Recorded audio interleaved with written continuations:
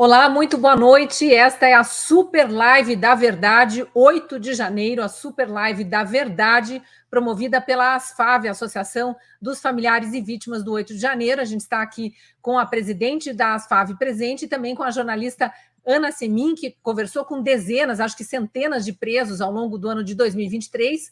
Eu também sou jornalista, Cristina Grêmio é o meu nome, para quem não me conhece. Também entrevistei dezenas de presos ao longo do ano de 2023 e vamos hoje trazer os relatos de quem estava lá, testemunhas oculares que, por força de restrições impostas pelo judiciário brasileiro, estão impedidas de terem voz, né, de darem os seus depoimentos em lives independentes como esta. Falaram já em canais oficiais de imprensa, como foi o meu caso, que eu entrevistei para minha coluna na Gazeta do Povo, mas estão impedidas e até desaconselhadas por advogados de estarem aqui presencialmente nesta super live. Primeiro eu vou explicar como vai funcionar a nossa rodada aqui de 8 horas, a nossa maratona de 8 horas, começando às 8 da noite deste domingo, para avançar pela madrugada do dia 8 de janeiro, trazendo a verdade dos fatos e toda a cronologia. Nesse início, a gente tem 2 horas de conversa com pessoas que, de alguma forma, conhecem o desenrolar dos fatos do dia 8 de janeiro e também dos dias e semanas que antecederam ao dia 8 e acabaram levando aqueles milhares de pessoas a Brasília no dia 8. Depois, nós teremos das 10 da noite até 1 da manhã um bloco jurídico com advogados dos presos. Bem, a doutora Gabriela Ritter já vai falar, ela também é advogada de presos políticos, além de ser filha de um dos presos políticos, mas a gente terá uma série só de análises jurídicas, com advogados de presos políticos relatando todos os abusos cometidos pelo Judiciário e pelo Ministério Público, não permitindo acesso aos autos, sonegando aos próprios clientes e advogados o legítimo direito à defesa, sonegando imagens que seriam, segundo os acusadores, provas de crimes que a gente sabe que não existiram, seriam provas de inocência, e essas imagens foram sonegadas. Teremos Deltan Dallagnol, Sebastião Coelho, ex-ministro, ex-juiz, ex-desembargador e atual advogado também de presos políticos, e a ex-juíza, a juíza aposentada Ludmila Lins Grilo, comentando as aberrações jurídicas de todos esses processos e dos julgamentos sumários que vêm sendo conduzidos pelo STF. E no fim da jornada, a partir de 1 da manhã até as 4 da manhã, o bloco político com parlamentares que participaram da CPMI, viram toda a farsa, a narrativa oficial ser montada ali de forma legislativa, sonegando também à sociedade brasileira o acesso a depoentes que poderiam trazer mais informações que de fato esclarecessem o que aconteceu no dia 8 e nos dias e semanas e meses subsequentes.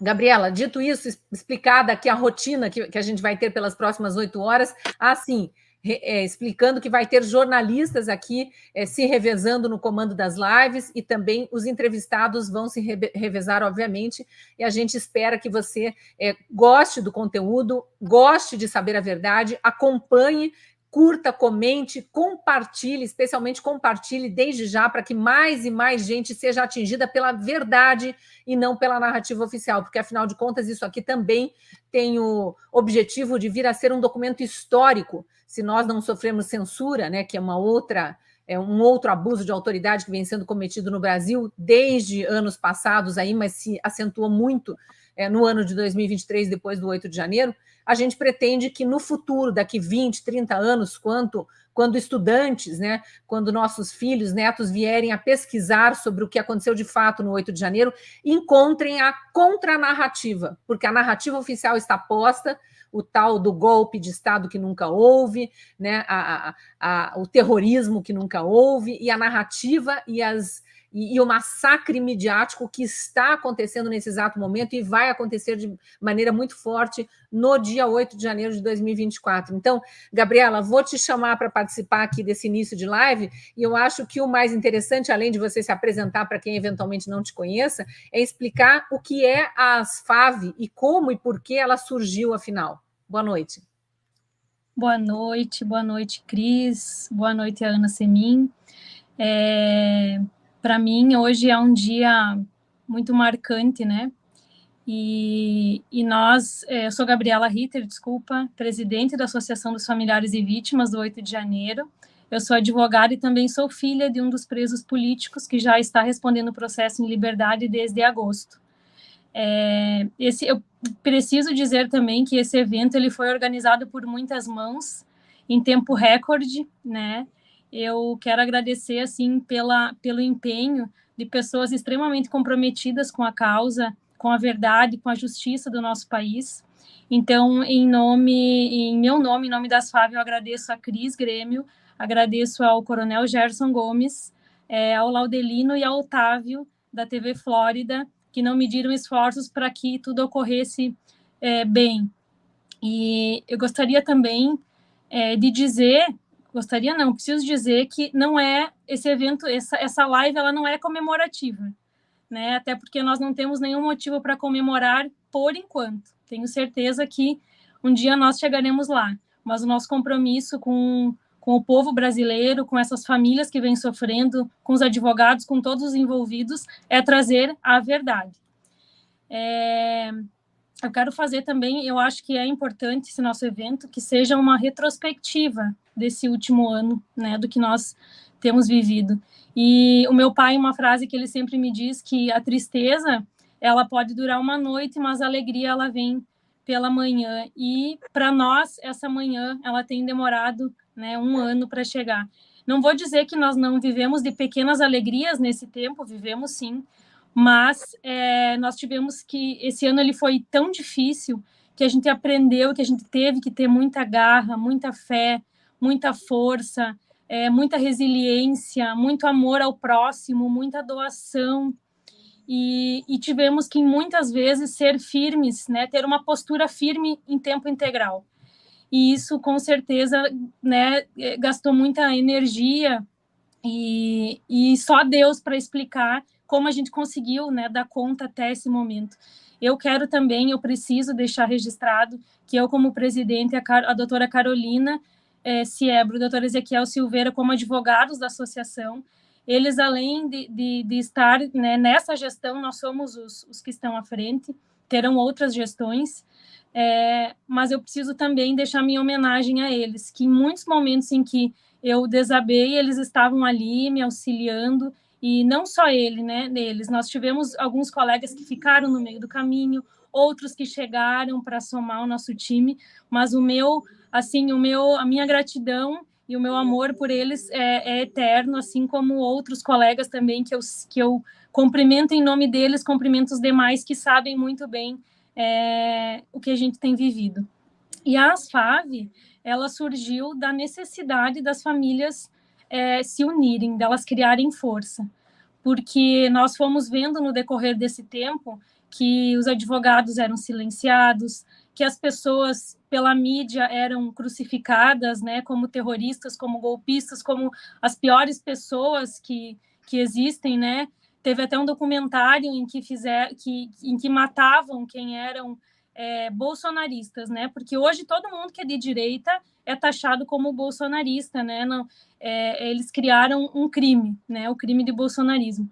Então, nós fizemos uma manifestação em abril na frente do Conselho Federal, nós já advogados desesperados, perturbando familiares, desesperados. A gente sabe que os advogados, eles têm tido também uma paciência muito grande, e isso vem do amor ao próximo, né, do comprometimento com a causa, porque todos que entraram, a maioria, são pessoas que tiveram que ter a humanidade acima de tudo, além do profissionalismo, porque receber, né, principalmente pessoas que não são do crime, eles tiveram que ter esse amor ao próximo para poder lidar com essa situação.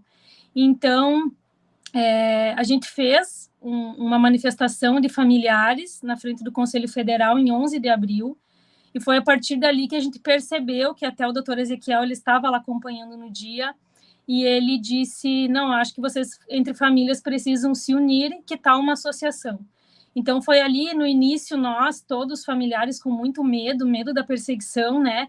Medo dos familiares virarem uma carta marcada, até mesmo as famílias com medo de ingressarem na associação, com medo de passarem seus dados, com medo de botar a vida em risco do seu familiar que estava preso.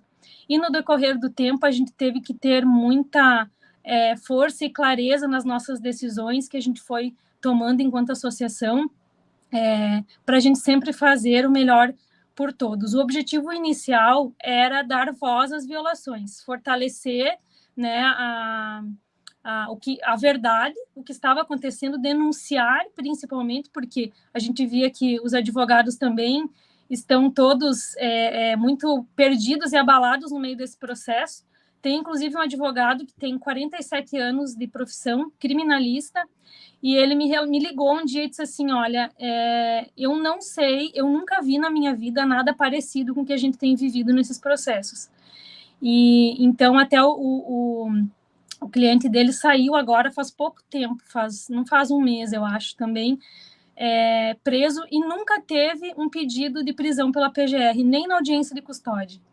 Então, assim, situações gravíssimas nos encorajaram a seguir em frente, e então nós criamos a associação, e a partir dali começamos a ter voz, né, ocupar os espaços para mostrar o outro lado, não o lado do que a mídia fala, né, e do que até o próprio Poder Judiciário fala no seu site, né, porque lá também eles criam narrativas, eles comparam os presos de 8 de janeiro com assassinos que matam crianças à machadada, ou como, né, criminosos que matam, bandidos, assassinos, e nós precisávamos dizer que não é assim, e que nós temos como provar que não é assim. Então, por isso que nós criamos a associação, e no decorrer disso, começaram a chegar outras demandas, né? Demandas de pessoas, de famílias completamente destruídas, desestruturadas, abaladas psicologicamente, e aí começaram a vir os anjos, né? Os voluntários.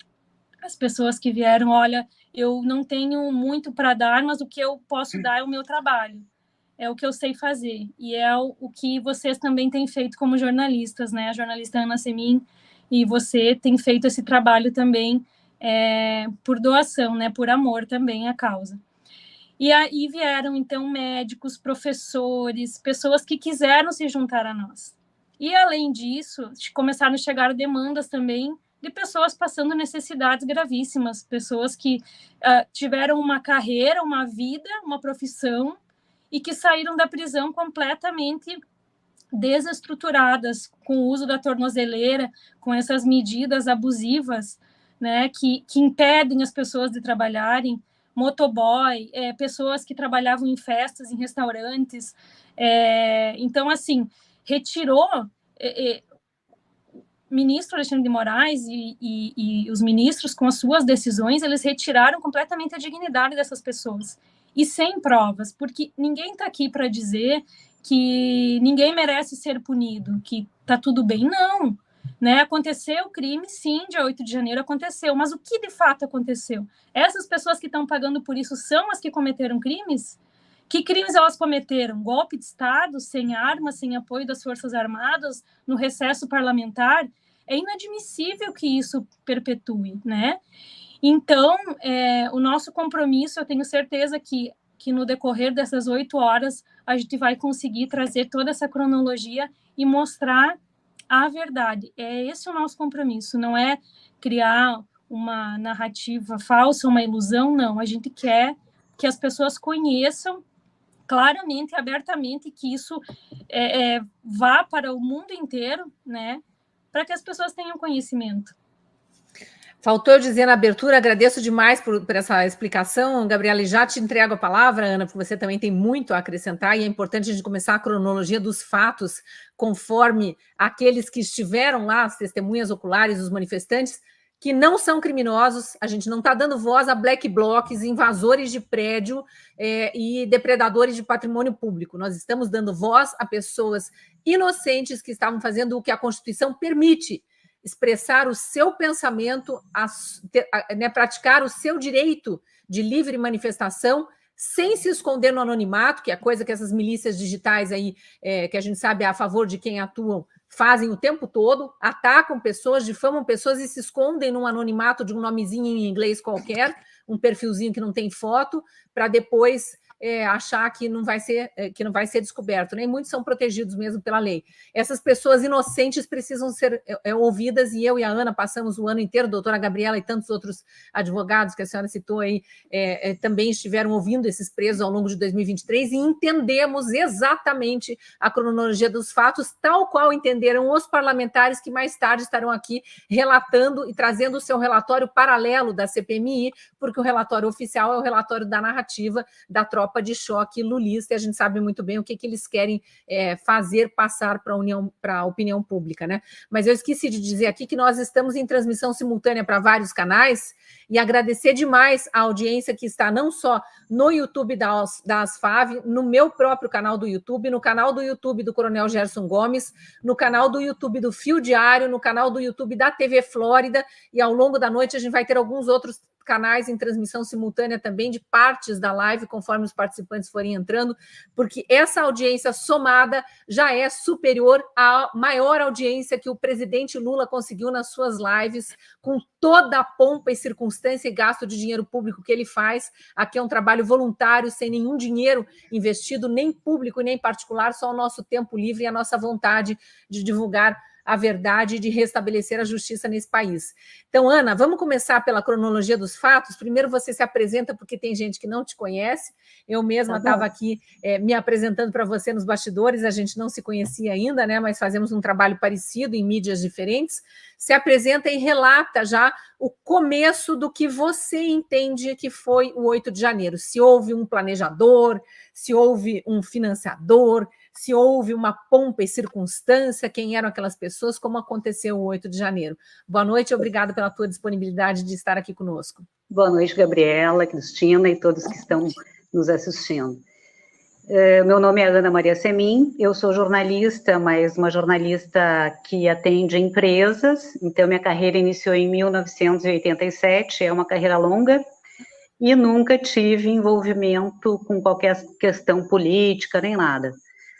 O que aconteceu no início do ano passado, né, que fez com que eu me aproximasse? Esse episódio que ocorreu em Brasília, ele ficou trancado na minha garganta, e eu não consegui dormir naquela noite. E entrando na internet, eu encontrei uma convocação de uma jornalista, ela dizia o seguinte, a Karine Belomé, nós estamos nos reunindo, advogados, jornalistas, psicólogos, né, em prol dessas pessoas que foram presas em Brasília, né, e nós queríamos fazer um trabalho voluntário. Se você estiver disposto, entra aqui. Clique e entra. Eu entrei, né, e a partir deste momento, desde o dia 9 de janeiro, eu tenho uma dedicação praticamente full time a esta causa, né, com raras exceções, outras atividades que eu desenvolvo, mas eu conversei com meu marido e pedi licença se eu poderia ser uma voluntária nessa causa, e ele topou. Sem o apoio dele, eu não poderia fazer isso, obviamente, porque eu teria que sobreviver do meu trabalho, sempre sobrevivi do meu trabalho, né? Então, o que aconteceu a partir do dia 9 de janeiro? Esses advogados começaram a tentar entender o que estava acontecendo em Brasília. Eles não tinham acesso a nada, as pessoas estavam isoladas, tiveram acesso até aquele momento ali no campo de concentração, que a gente chama Polícia Federal. Eles saíram, né? Vamos pensar, vamos lembrar como é que aconteceu a coisa.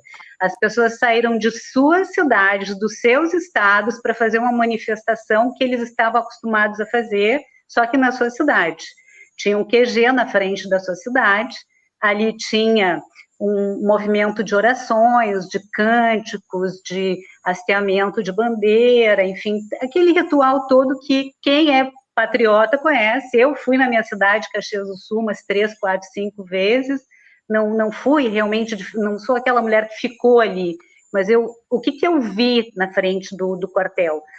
Uma extrema organização, pessoas extremamente educadas. Teve um dia que não tinha como passar, era uma multidão tão densa na frente do quartel, eu disse, agora vão me empurrar, né? Não, nada, as pessoas abriam espaço para que eu passasse, de uma educação nunca vista em meio de uma multidão. Então, eu agarrei, assim, um sentimento positivo daquela experiência, e voltei algumas vezes mais.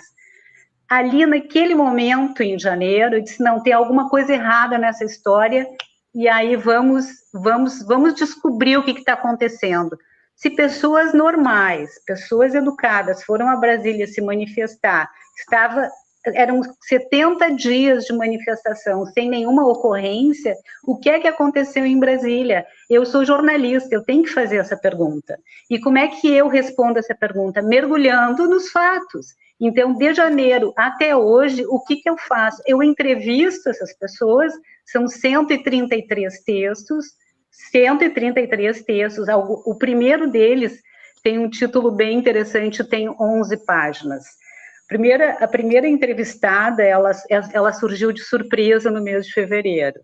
Eu estava trabalhando até então somente com textos dos advogados. Os advogados traziam a informação e a gente publicava, a gente tornava pública, enfim, era o começo de um trabalho. Aí apareceu essa entrevistada que me procurou e disse, eu quero contar tudo o que aconteceu lá. E aí lançamos uma matéria chamada Sequestrada pelo Estado, presa no Colmeia e obrigada a usar tornozeleira de bandido. 11 páginas. 11 páginas de relato. Quando eu terminei de escrever aquilo, eu disse, meu Deus, o que eu tenho na minha mão? Eu fiquei muito apavorada, muito apavorada. Eu confesso para vocês que naquela noite que a gente largou a matéria, eu sonhei com a Polícia Federal na minha casa. Por quê? Porque a gente sabe que está dentro de um sistema de exceção. Aquela mulher contou tudo que os outros contaram depois. Esses 133 textos que vieram, 132, né, que vieram na sequência, são histórias idênticas. Ou seja, nós fomos fazer uma manifestação, era para ser na segunda-feira, acabou que algumas pessoas começaram a fazer, uma turba começou a chamar ainda para domingo, e quando nós chegamos lá, a coisa já tinha acontecido, já estava quebrada, a coisa já estava bagunçada. E outra, muitos dos que eu entrevisto nem ao menos foram, né? Por exemplo, a Tatiana de Santa Maria, ela nem ao menos esteve, ela chegou a posterior, né? Então a gente tem cada caso, por isso que algumas pessoas dizem, mas entrevistando uma pessoa é o suficiente? Não, eu tenho que entrevistar toda, porque cada uma dessas pessoas é uma peça de um grande quebra-cabeça que vai nos mostrar o quanto ridículo pode ser esse fato na história do Brasil. Ridículo. Foi bom você tocar nesse ponto, Ana, e eu já ia te interromper aqui num outro momento, mas queria te ouvir porque você viveu de forma muito parecida o que eu vivi. Você, como uma jornalista que trabalhava para empresas, tinha um outro tipo de trabalho, e eu, como uma jornalista, tenho uma carreira mais ou menos parecida com a tua. A minha começou em 1990, um pouquinho depois, 88 eu estava entrando na faculdade, você já estava exercendo jornalismo aí, então parabéns pela tua carreira. Mas eu comecei a ser procurada. Bom, eu era uma jornalista de mídia aberta, né? E estou em mídia aberta ainda, eu trabalho para a Gazeta do Povo, atualmente para a Rádio Auriverde de Bauru e também para a Revista Oeste, são mídias diferentes. A Gazeta do Povo vai fazer 105 anos agora em fevereiro, a Rádio Auriverde também tem uma história longa, embora recentemente tenha começado a caminhar com as próprias pernas, e a Revista Oeste é bem nova, e é uma revista que já surgiu na mídia digital. Mas eu tive uma carreira como jornalista, de fato, né, de cobertura factual, durante 26 anos como repórter de televisão, e era muito acostumada a ter que correr atrás das fontes, a construir fontes a duras penas, num relacionamento de muita confiança, recebe informação privilegiada, mas não passa, por favor. E a partir do momento que eles veem que você não passa adiante, que você só forma opinião a partir daquilo, começam a gente sabe como é que é difícil você criar confiança com uma fonte de informações. E depois que eu migrei para o jornalismo de opinião, porque eu vi que o jornalismo tradicional estava descambando, e voltei para uma mídia muito tradicional, que é a Gazeta do Povo, mas que decidiu fincar pé e dizer, não, nós não vamos abrir mão do jornalismo raiz, e vamos assumir todas as consequências, e sofre boicote, perseguição e difamação diariamente, né? E outras mídias aí que me convidaram para trabalhar e que surgiram e estão enfrentando essa resistência, mas eu comecei a sofrer uma avalanche de busca de fontes por um jornalista que quisesse, de fato, a verdade.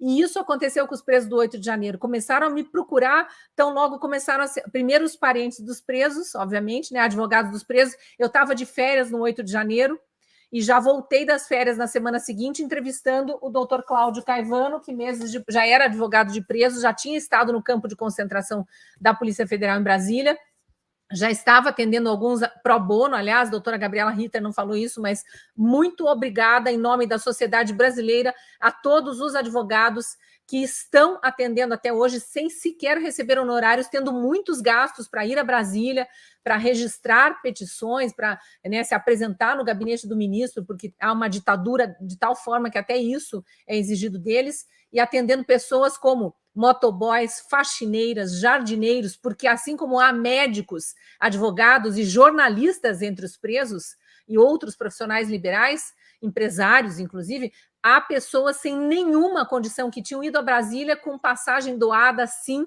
mas por um parente, por alguém que fez vaquinha, por amigos que se fizeram ali naquelas manifestações patriotas, que se formaram, é bom lembrar, a partir do dia 31 de outubro, quando as urnas eletrônicas anunciaram, ou o TSE anunciou o resultado das urnas eletrônicas, dando vitória a um descondenado que, por força de uma manobra do sistema, um contorcionismo do sistema, conseguiu voltar ao cenário eleitoral e se eleger pelas urnas eletrônicas. Dr. Caivano foi meu primeiro entrevistado na Gazeta do Povo do Ano e depois publicou esse livro. Até onde eu saiba, é o primeiro livro publicado sobre o 8 de janeiro, a história não contada. Tenho entrevista com ele na minha coluna na Gazeta do Povo, aqui no meu próprio canal do YouTube, enfim, estou tentando achar a data de publicação, mas é dos primeiros meses de 2023. O último livro lançado é esse, do jornalista Emílio Kerber, que trabalha também na Rádio Auriverde, que inclusive está em maratona de lançamento no interior de São Paulo, ele é de Bauru, né? Aliás, ele é de Brasília, mas trabalha para a Rádio Auriverde de Bauru, está em lançamento Por Trás das Grades, o Diário de Anne Brasil, e ele relata o diário escrito na prisão por uma jovem de 25 anos, idade fictícia, mas é em torno disso a idade dela, Anne Brasil também não é o nome, mas são muitos os relatos, eu já recebi história em quadrinhos, desenhos feitos na prisão por presos do 8 de...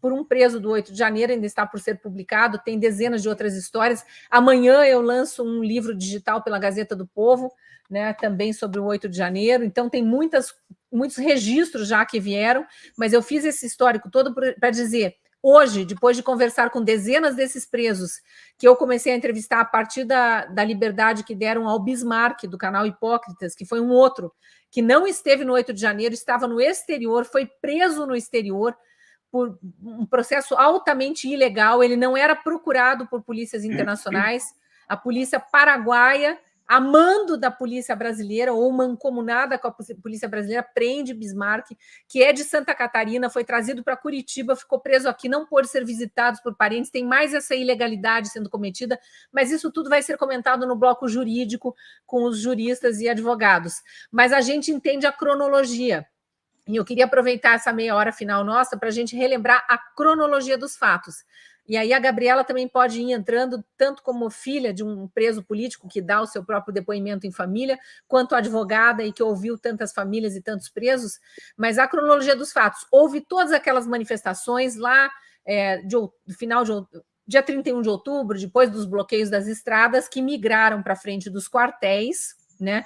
E nas várias cidades do Brasil, capitais em todas elas, nas grandes cidades do interior em todas elas, e em centenas, se não milhares das pequenas cidades, porque tem lugares onde não tem quartel, tem o que eles chamam de tiro de guerra, e havia a manifestação que depois virou acampamento, e as pessoas se revezavam, e tinha todo esse mutirão da cozinha, da limpeza, né, do palanque, porque tinha, assim, discursos, da reza, da oração, tinha muitos e muitos e muitos acampamentos pelo Brasil que tinham mini capelas, né, que tinham o momento do hino, o momento da reza. Então, realmente, são manifestações históricas que aconteceram pelo Brasil. E o que as pessoas pediam? A revelação do código-fonte das urnas. Elas queriam entender o sistema eleitoral, queriam clareza, transparência, e foram tendo isso sonegado. A contagem pública dos votos, que é prevista no Código Eleitoral e na Constituição, a clareza, a publicidade dos atos públicos não é dada com o sistema eleitoral, que está implantado desde 96, portanto, desde 96 que a Constituição é desrespeitada pelos que comandam o sistema eleitoral, e a população pedia clareza. E aquilo foi culminando com um combinado de vamos a Brasília, vamos engrossar o couro em Brasília.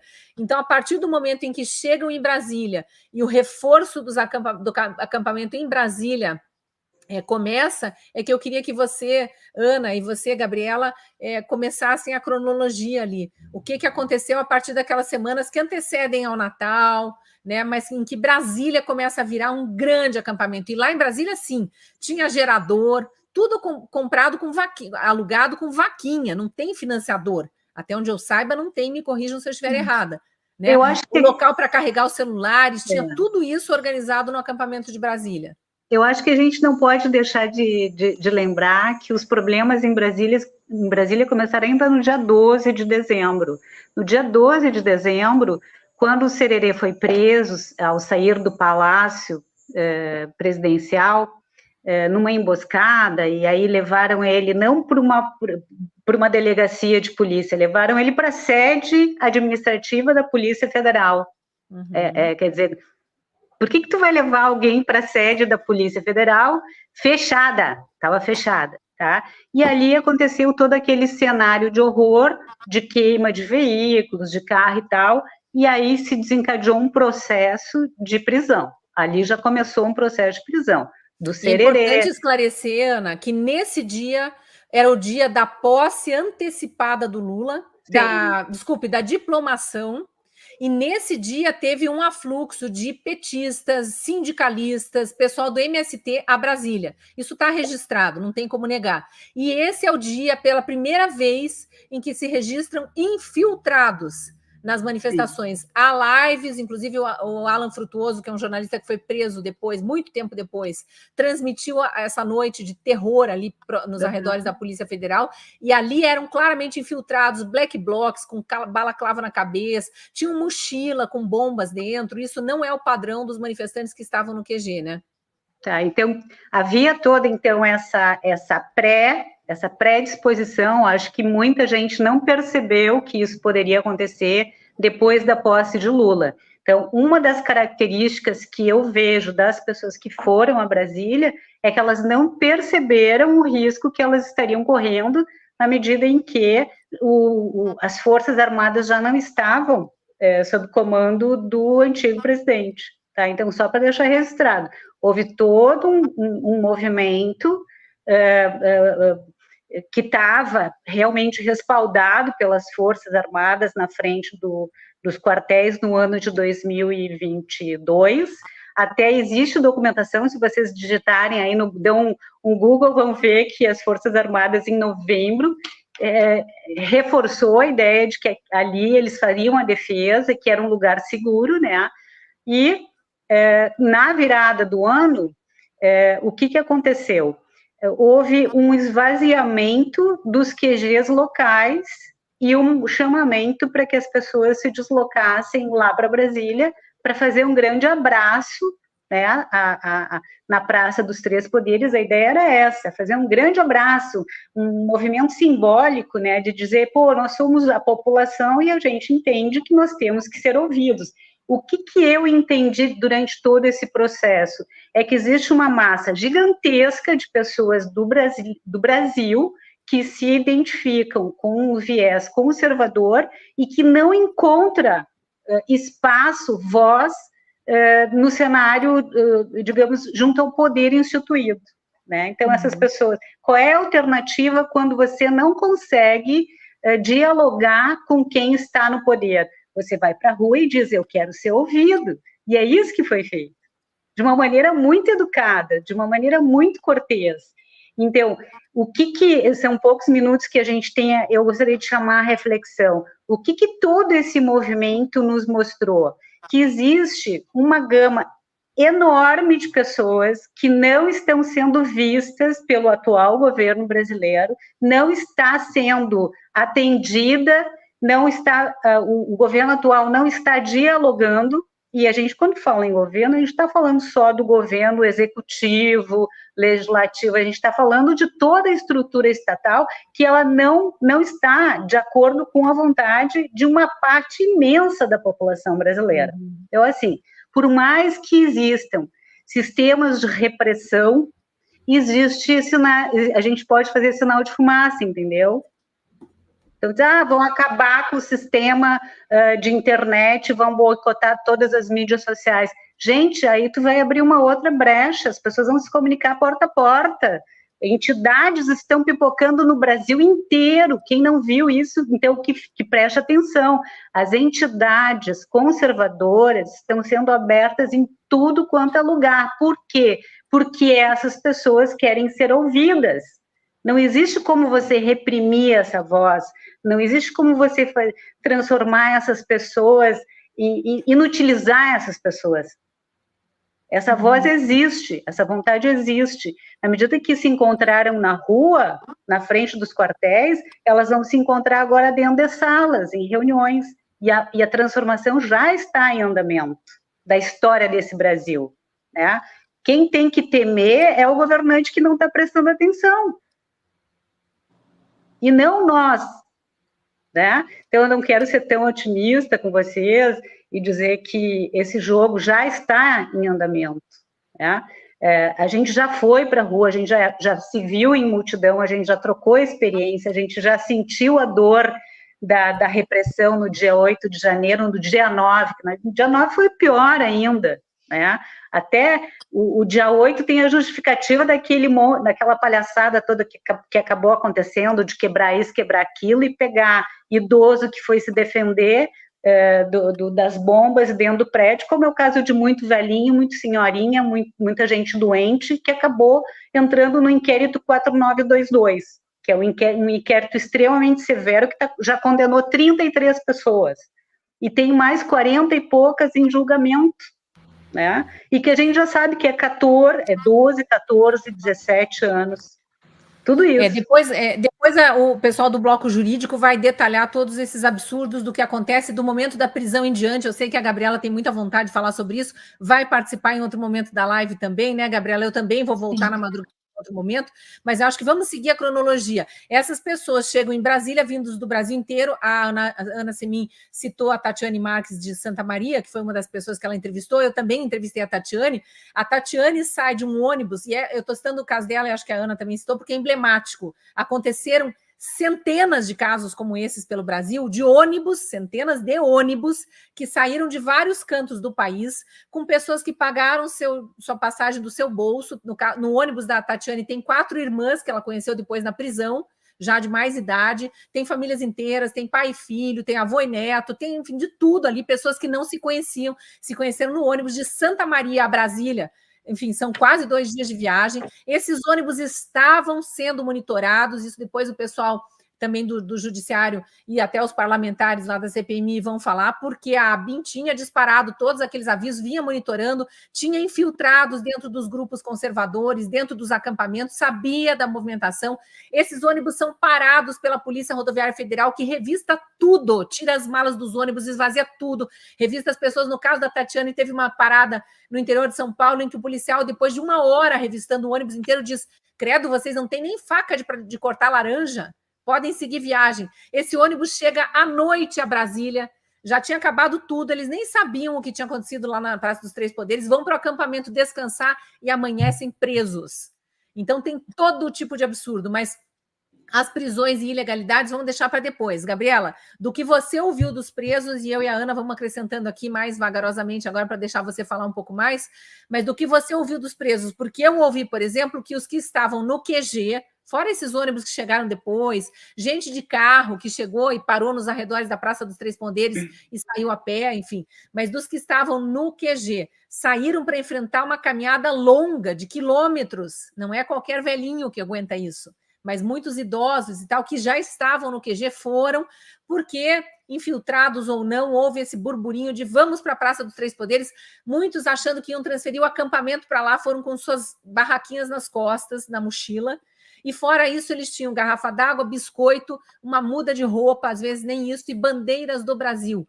Passaram por revista, a Praça dos Três Poderes estava cercada, passaram por revista da Polícia Militar, que estava, sim, cercando a Praça dos Três Poderes. Inclusive, quem tinha haste na bandeira foi obrigado a deixar essa haste de madeira, de plástico, de metal, do que fosse, para trás, e saiu com o tecidinho da bandeira. Essas eram as armas. e chegam à Praça dos Três Poderes cantando o hino, rezando, aquela coisa toda.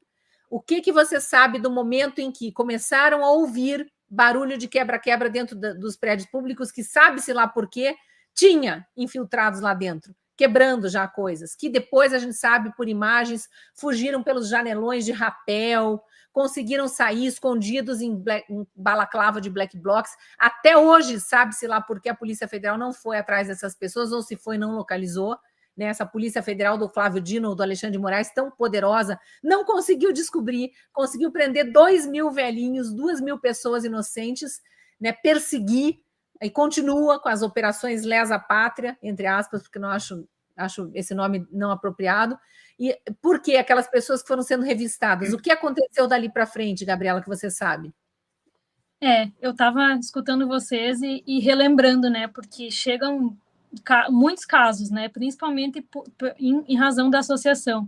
Mas teve um ônibus também do Espírito Santo que aconteceu praticamente a mesma coisa com esse ônibus de Santa Maria. E, se eu não me engano, não foi um só, foram vários ônibus e pessoas que chegaram depois e ficaram 3, 4 meses presas, né?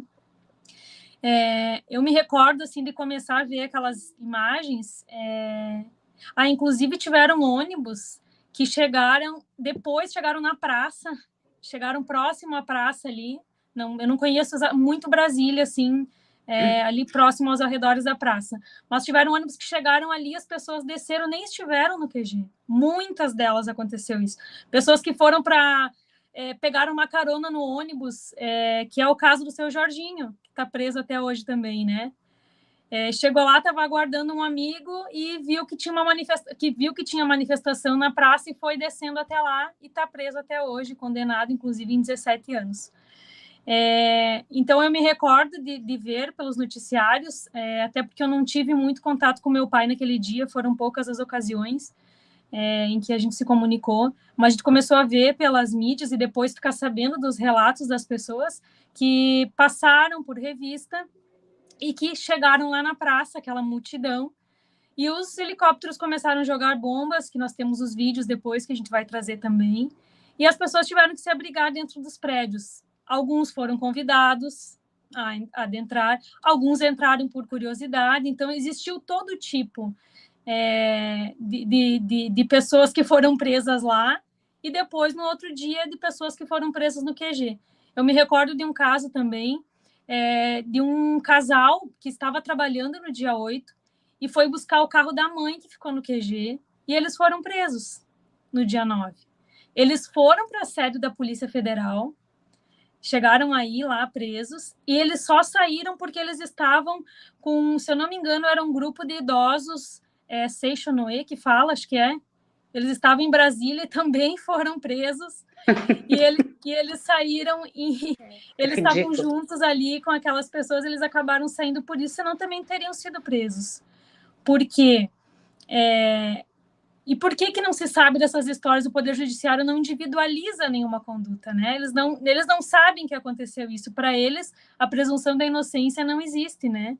Então, eu me recordo, hoje, praticamente, assim, passou um filme na minha cabeça, porque foi um domingo muito parecido com o domingo do dia 8 do ano passado. Eu estava em casa com a minha família, um dia de sol, assim, e meu pai tinha ido para uma manifestação, né, participar, e aí acontece todo aquele desespero, e hoje me doeu muito relembrar tudo isso. Então...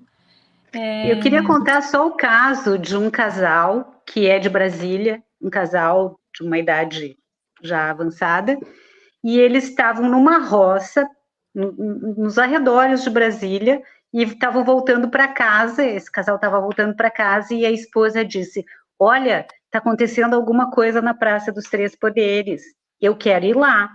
E o marido disse: eu estou morto de cansado, a gente já dirigiu horrores, eu quero ir para casa descansar, amanhã, segunda-feira, tem que trabalhar. E a esposa disse: mas se tu não for, eu vou com as amigas. Aí ele disse: então vamos. E ele conseguiu estacionar de fato, conseguiu um lugar para estacionar, chegaram ali, viram aquela cena toda, aquele mundo de bomba, entraram para dentro do prédio. 4922 ficaram presos. 4922 é bom esclarecer para quem não está familiarizado, é o número de um dos inquéritos, porque são 2 inquéritos que envolvem essas pessoas.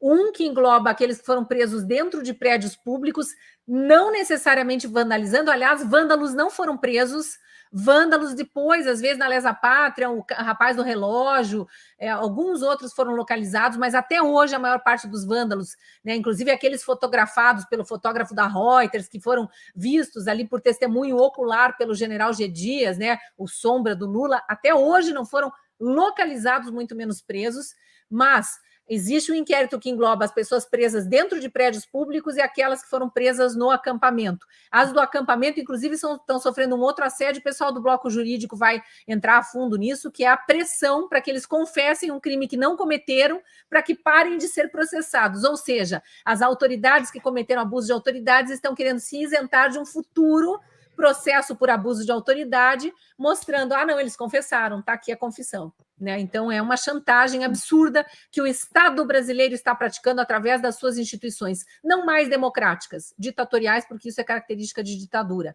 Mas eu queria trazer um caso também, então, eu acho que é importante que todos vocês duas conhecem e todos que estão nos assistindo também. Agradeço de novo a enorme audiência que a gente está tendo, continuem compartilhando, continuem usando a hashtag 8 de janeiro, a verdade, A em maiúsculo, já está bombando essa hashtag aí nas redes sociais, é importante que a gente crie uma contranarrativa, porque o massacre midiático está intenso. A história do rapaz da rampa, eles falam rapaz da rampa, é um rapaz que, assim como esse casal de agricultores aí, saiu de casa, tem o registro da câmera do elevador do prédio dele, ele estava almoçando com a esposa e com um amigo e terminando o almoço ali, e começou a ouvir falar que tinha uma manifestação, vamos para lá, obviamente que não é lulista, obviamente que é um patriota que queria ver esclarecido o que aconteceu no sistema eleitoral no mês de outubro, né? Ouviu aquele aviso de que havia manifestação e foi para a Praça dos Três Poderes. Ele chega lá por volta de 6 da tarde, quando tudo já estava sob controle. A polícia já estava na rampa. No próximo bloco a gente vai saber o caso do coronel Naime, da família do Clezão também, que vai estar presente, mas a polícia já estava na rampa de acesso ao Congresso, nos outros prédios públicos também já tinha a guarda presidencial, a guarda do STF, enfim, reforço de policiamento e tudo mais chegando, apesar de todas as omissões do governo federal e da Guarda Nacional, que os parlamentares vão trazer no bloco político. Mas o que aconteceu com esse rapaz? Ele sobe um pedaço da rampa, se ajoelha no meio da rampa, com uma bandeira nas costas, isso está filmado, isso circulou enormemente pelas redes sociais, eu já mostrei em entrevistas na minha coluna na Gazeta do Povo, já entrevistei a advogada dele, né, porque a família não tinha nem condições de relatar. Ele foi solto agora, recentemente, um pouquinho antes do Natal, depois de muita luta, né, Gabriela? A Gabriela conhece essa história também. E ele foi preso porque ele se recusou a sair da rampa. Ele é algemado. Isso é proibido no Brasil, até com criminoso. Era um rapaz que estava de joelhos rezando com a bandeira nas costas, sem mais nada. Ele não tinha nem garrafa d'água na mão. E ele é preso, algemado e jogado lá, junto com os presos que já estavam sendo presos dentro dos prédios, não sendo vândalos, mas já estavam presos dentro dos prédios. E ele é jogado e esquecido na prisão também. Sequer denúncia contra ele havia, Gabriela. Ele passou todos esses meses de 2023 preso com essa corja lulista, essa militância cega, idiotizada, difamando, junto com os outros presos, como se bandidos fossem. Então, a gente tem um colega nosso que está preso até hoje, que é o William Ferreira, lá em Rondônia, tá? O William Ferreira, ele estava no clube do Exército com a família, porque os familiares dele são de Brasília, eles estavam confraternizando, e ele começou a sentir aquele cheiro de gás, enfim, na verdade, ele é um jornalista atualmente, né, há 10 anos, ele é aposentado da polícia. E aí ele disse, vou fazer cobertura. Daí ele disse, mulher, me leva até ali que eu vou fazer uma gravação. É de Porto Velho ele, né? E chegando lá, fez a gravação, a mulher foi buscá-lo em seguida. Quando chegou no dia 3 de fevereiro, Operação Lesa Pátria, recolheram o William e ele está preso até hoje. Ele está preso até hoje. Eu acho que tem uma coisa importante da cronologia dos fatos, você me fez lembrar agora, e desculpe te interromper e me avançar aqui, que eu ainda quero que a Gabriele fale nesses minutinhos finais aqui da nossa hora. Eu entrevistei um sargento da PM da Bahia, agora não lembro se ele é da reserva ou se ele estava licenciado, mas isso é um detalhe que pouco importa, que ele tinha participado das manifestações em Brasília antes da virada do ano e voltou para Feira de Santana, que é a cidade dele, mas ele foi vítima, e isso é importante para a gente mostrar como é que foi construída a narrativa do golpe de Estado. A narrativa, porque vamos lembrar, Lula precisava desmobilizar aquelas manifestações gigantescas que havia pelo país inteiro contra a posse dele, contra a eleição dele, e que, conseguindo ou não conseguindo, o que quer que desejassem, era um estorvo para um governo que iniciava.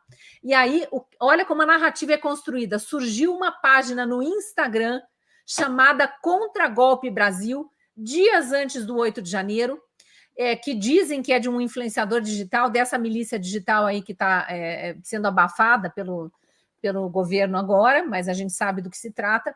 Essa página, pouco importa quem era o que administrava a página, é uma página que se chamava Contra-Golpe Brasil, e que já desde antes do 8 de janeiro pedia para a militância idiotizada, cega, para a extrema esquerda de internet, que denunciassem os bolsominion que estavam prestes a praticar um golpe de Estado. Nem havia a convocação do 8 de janeiro ainda. E eles começaram a botar nessa página, eles que eu digo é a militância lulista, começou a colocar nesta página fotos de pessoas nas manifestações pelo Brasil. E nessa entrou a foto do Josafá Ramos, que é esse sargento da PM da Bahia, que com certeza está nos assistindo também. Eu já entrevistei ele na minha coluna na Gazeta do Povo. E ele é preso pela Lesa Pátria semanas depois, também é esquecido na cadeia. Detalhe, no dia 8 de janeiro, quando acontece, essa página do Instagram Contra Golpe Brasil já tinha mais de 1 milhão de inscritos. Sabe-se lá como que consegue ter 1 milhão de inscritos assim tão rapidamente. Essa página saiu do ar dias depois, para se esquivar. São os que se escondem no anonimato de balaclava, os Sleeping Giants da vida aí, né, os lulistas, os que fazem campanha para Lula em massa, né, todos articulados, é um esquema coordenado, gabinete de ódio mesmo, milícia digital, para usar os termos que eles gostam, e que foi uma página criada para construir a narrativa do golpe do 8 de janeiro, que denunciou muita gente que sequer estava lá porque o Josafá tinha voltado de Brasília, nem sabia do 8 de janeiro, ele estava com a mãe dele em casa no 8 de janeiro, uma senhora de idade. Ele depois foi à igreja, tem registros de imagem dele na igreja, e detalhe, quando começa a denúncia contra ele no Instagram, a difamação, na noite do dia 8, ele corre para uma delegacia e fica mais de 1 hora lá insistindo para que o delegado faça um registro da seguinte ocorrência: eu, Josafá Ramos, sargento PM da Bahia, licenciado ou da reserva, não sei bem, estou em Feira de Santana no dia 8, estava com a minha mãe mais cedo, tem foto com ela, estava na igreja no fim da tarde, tem imagens minhas na igreja e declaração dos pastores da igreja de que eu estava lá, e estão me difamando na internet, dizendo que eu estava em Brasília e pedindo para o ministro Alexandre de Moraes me prender, me denunciando para Janones, para Lula, para toda a corja da esquerda, e pedindo que me prendam. Eu quero que fique registrado na polícia que eu estou aqui em Feira de Santana dia 8. Quando ele é preso meses depois, ele fala para o delegado da Polícia Federal que vai prendê-lo que existe esse registro de ocorrência. E ele, como é sargento, é deslocado para uma outra cidade, se não me engano, Lauro de Freitas, na Bahia. Ele fica preso no quartel de Lauro de Freitas e ele diz para o delegado de Lauro de Freitas: procure nos registros, porque eu registrei um BO. Eu estava em Feira de Santana no dia 8, o delegado encontra o registro, fala para o delegado da Polícia Federal: esse homem não pode ficar preso. E o delegado da Polícia Federal diz: são ordens do ministro Alexandre de Moraes. Desculpe me alongar, Gabriela, os 4 minutos finais são teus. O que você acrescentaria aí? Não, nós temos pelo Brasil presos sem denúncia. Por exemplo, o João Paulo, do Paraná, que foi preso depois também na Lesa Pátria. É um médico, né? Ele ficou preso até hoje, ele foi solto. Eu entrevistei a esposa dele também, foi solto agora recentemente, um médico veterinário. Isso. E tem... Esse foi preso, fez um vídeo lá em Brasília, ele esteve em Brasília, fez um vídeo, ele voltou para a cidade dele, Londrina, se não me engano, depois da manifestação, tinha ido de carro. Sim. E é preso meses depois pela Lesa Pátria. E a filha as filhas, né, completamente abaladas, hoje estão fazendo acompanhamento psicológico, então isso é muito sério. Ele preso com a tornozeleira sem denúncia agora, solto, no caso, solto sem denúncia com a tornozeleira, assim como aconteceu com a dona Selma, a mesma situação. Os presos do Espírito Santo, a mesma coisa, os 4 presos que depois, eu acho que a gente vai ter um relato sobre a situação deles também. Os presos do Espírito Santo grave ainda, porque ficaram 1 ano presos, desde 15 de dezembro de 2022, na primeira fase da Operação Lesa Pátria. E a Lindora, que é a Procuradora-Geral da República, tinha dito por 3 vezes que não denunciaria. Então, assim, é uma arbitrariedade, uma sede de terminar com a direita, é isso que foi o intuito do 8 de janeiro, nós não temos dúvida disso. Mas nós ainda temos muito a revelar, né, sobre o que aconteceu de fato naquele dia, quem foram as pessoas que quebraram. Não sabemos pouquíssimas pessoas que começaram quebra-quebra. E então, assim,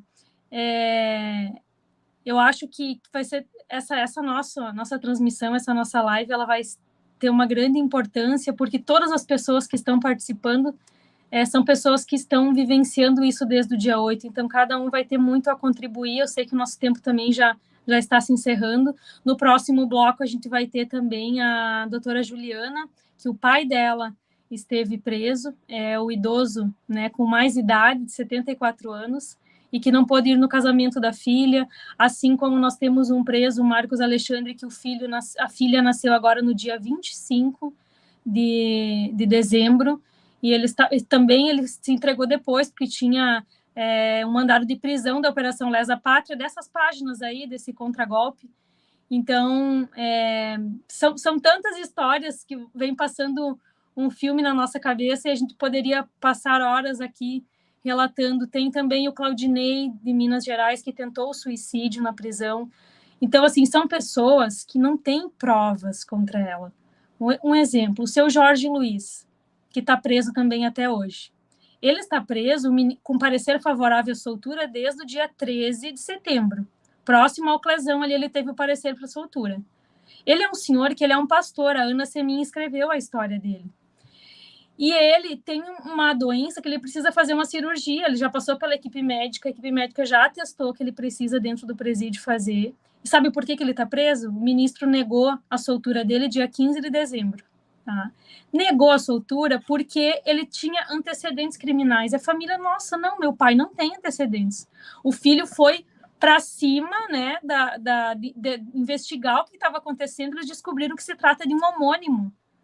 Tudo isso está no processo e ele continua muito preso. Erro judicial. O bloco jurídico vai ser muito importante. Eu peço que quem está acompanhando da live tenha resiliência e vá acompanhando aqui, toma uma aguinha, corre no banheiro, volta, leva o celular junto para continuar ouvindo, porque a gente ainda tem mais 1 hora de relatos de presos políticos. A família do Clesão está chegando aí. Também essa filha do preso com maior idade, um homem de 74 anos que ficou na cadeia, né?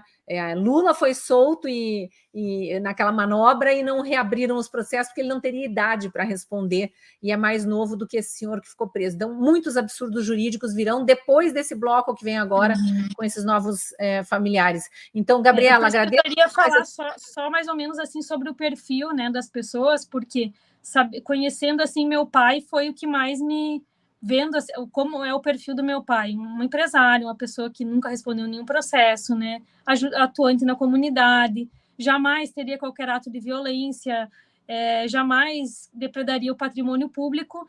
Eu, né, comecei a ir no presídio, fazer as visitas e comecei a ver que o perfil da maioria dos presos é exatamente o mesmo. São pessoas religiosas, né? Pessoas que não réus primários ou que cometeram algum outro crime que, por exemplo, o Thiago Matar, som alto, né? O antecedente criminal que ele tem é som alto e foi trazido isso no dia do julgamento dele, que o condenou em 14 anos. Então, mais ou menos assim também para a gente saber que a gente está lutando por uma causa justa de pessoas que, em sua maioria, são pessoas que não cometeriam crimes e que hoje estão sendo vistas dessa maneira pela mídia e pelo Poder Judiciário e pelo governo. Então, o nosso compromisso é de trazer a verdade. Então, Gabriela, agradeço demais a tua participação aqui nesse início da live. Lembrando que essa é uma live realizada pela ASFAV, Associação dos Familiares e Vítimas de 8 de Janeiro, que a doutora Gabriela preside, que tem outros advogados, psicólogos, muitos voluntários aí trabalhando por trás. Agradecer demais a participação da Ana Semin. Vou deixar a Ana falar rapidamente aqui para se despedir, Ana, e diz como é que as pessoas podem depois procurar esses 130 textos que você tem publicados aí e te procurar nas redes sociais também. É bem tranquilo, Ana Semin no Instagram, e ali no Instagram tem a identificação da página, onde tem 60 textos, os outros não estão colocados ainda. Estava em outro blog e eu troquei. Então sigam Ana Semin no Instagram. Ana Semin, isso, @Ana N Semin. No final, né? N no final. N de navio no final. Quero agradecer muito a Gabriela pelo convite, quero agradecer a parceria da Cristina, e quero agradecer muito a confiança que os presos políticos têm depositado em mim. Isso para mim é gratificante, né? Eu não esperava encontrá-los no meio do caminho, na minha existência, né? Como eu disse, a minha carreira jornalística toda, ela foi calcada em num outro setor, né? Mas, como eu sempre converso com eles, eu digo, eu vou com vocês até o final. E um abração para todos. Já peço também, quem for seguir a Ana, @Ana Semin, com N no final, no Instagram, que siga @AsFav Famílias. É esse o Instagram da AsFav, né, Gabriela? Isso, AsFav Famílias. E as minhas colunas com as entrevistas dos presos políticos estão publicadas tanto dentro da homepage da Gazeta do Povo, acessíveis para quem é assinante, quanto no YouTube da Gazeta do Povo. Tem uma playlist chamada Falando Abertamente. Falando Abertamente é a playlist onde eu publico as entrevistas com os presos políticos. Então, depois deem uma maratonada lá, que tem muita história que merece ser conhecida. Obrigada, Ana. Eu volto às 2 da manhã, na segunda hora já do bloco com os políticos. A Gabriela Ritter volta às 3 da manhã, encerrando essa live e fazendo o desfecho também de para onde caminha, né? Se é possível restabelecer a justiça nesse país, conversando também com outros parlamentares. Obrigada, meninas, por essa participação. Vou receber agora aqui só os últimos recados. A gente tem um vídeo para exibir, que é um vídeo montado pelo marido de uma presa política, a Roberta Brasil, que é uma jovem estudante de medicina, que foi presa dentro do plenário do Senado, onde, diga-se de passagem, segundo a perícia do Senado, nada foi quebrado. A única identificação de algo irregular foi a falta de um parafuso de um microfone que pode ter sido derrubado por algum senador durante o ano legislativo anterior, ninguém sabe. Ali nesse plenário do Senado foi presa a Roberta Brasil, o Clezão, que todo mundo infelizmente conheceu por causa do episódio da morte dele, lamentamos demais, a esposa e as filhas já estarão conosco, e também outras 36 pessoas. Mas há presos políticos do Palácio do Planalto, há presos políticos do próprio STF, e muitos, centenas, milhares, aliás, porque são 2.000, né, lá do acampamento do QG de Brasília. Então, agora vai entrar aqui o Alexandre Pitoli, que quase todo mundo conhece, do jornal News da Manhã, da Rádio Auriverde de Bauru, comandando a próxima hora de entrevistas com esposa e filhas do Clezão, ao que eu deixo desde já todo o meu respeito, a minha solidariedade, o meu abraço virtual, e com a filha do preso político mais velho de todos, de 74 anos. É um jovem, né? Um jovem manifestante patriota. Também deixo o meu abraço, e através desses 2 abraços, deixo o abraço a todas as famílias de todos os presos políticos e a todos os presos políticos do Brasil, sejam do dia 8, sejam do dia 9, ou das várias etapas da Operação Lesa Pátria. Então vamos lá, a gente vai ter um vídeo agora na transição dos blocos, daqui a pouco chega a nova turma. Muito obrigado pela audiência, eu volto com vocês às 2 da manhã. Até lá.